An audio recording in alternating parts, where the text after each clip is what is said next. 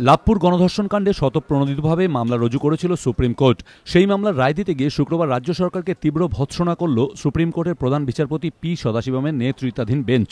বিচারপতিরা সরাসরি প্রশ্ন তুললেন প্রশাসনের ভূমিকা নিয়েও। রায় দিতে গিয়ে বিচারপতিরা জানিয়েছেন, এটা খুব মর্মান্তিক যে এখনও এ ধরনের ঘটনা ঘটছে। তবে এ ধরনের ঘটনার জন্য শুধু মানুষকে দোষারোপ করাটা ভুল। প্রশাসন সঠিকভাবে কাজ করলে এ ধরনের ঘটনা আটকানো সম্ভব। আইন যাতে কার্যকর করা যায় সেজন্য পুলিশকে আরও সক্রিয় হতে হবে। আদালত এই ঘটনার তীব্র নিন্দা করছে। বিয়ের ক্ষেত্রে প্রত্যেকের পছন্দের স্বাধীনতা থাকা উচিত।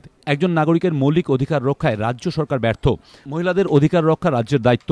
এ ধরনের ঘটনা রুখতে একটা সামাজিক পরিবর্তন প্রয়োজন। পুলিশকে আরও সংবেদনশীল হতে হবে। রাজ্য সরকারকে এদিন সুপ্রিম কোর্ট নির্দেশ দিয়েছে নির্যাতিতাকে আরও ৫ লক্ষ টাকা ক্ষতিপূরণ দেওয়ার জন্য। পাশাপাশি বিচারপতিরা বলেন, নির্যাতিতার ওপর যে অত্যাচার হয়েছে তার জন্য কোনো আর্থিক সাহায্যই যথেষ্ট নয়। সেই সঙ্গে সর্বোচ্চ আদালতের নির্দেশ, নির্যাতিতার নিরাপত্তার বিষয়টি পুলিশকে নিশ্চিত করতে হবে। আদালত স্পষ্ট জানিয়ে দিয়েছে, নির্যাতিতা যেহেতু প্রাপ্তবয়স্ক তাই আর্থিক সাহায্য তাঁকেই দিতে হবে। ধর্ষণের মতো ঘটনার ক্ষেত্রে কিছু নির্দেশিকাও বেঁধে দিয়েছে সর্বোচ্চ আদালত। বিচারপতিদের নির্দেশ, ধর্ষণের ক্ষেত্রে সবার আগে এফআইআর দায়ের করতেই হবে।